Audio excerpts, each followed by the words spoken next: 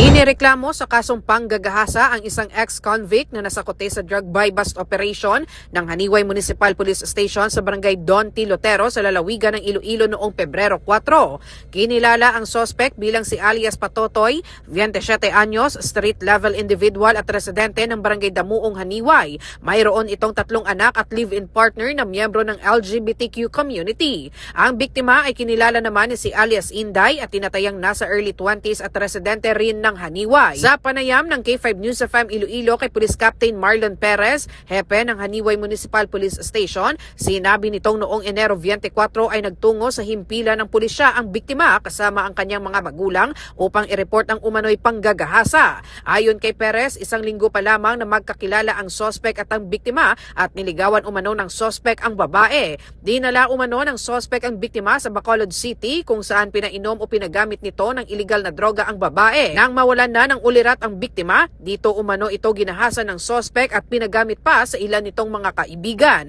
Sa karagdagang investigasyon ng pulisya, lumabas sa target din umano ng sospek ang mga miyembro ng LGBTQ community at karamihan sa naging karelasyon nito ay pawang mga bakla.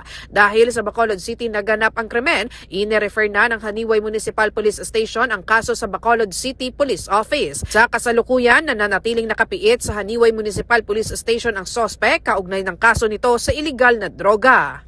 Nag-uulat para sa K5 Network News, ito si K5 Karen Badilla para sa kampyon na balita, serbisyo publiko at kasiyahan sa bawat Pilipino.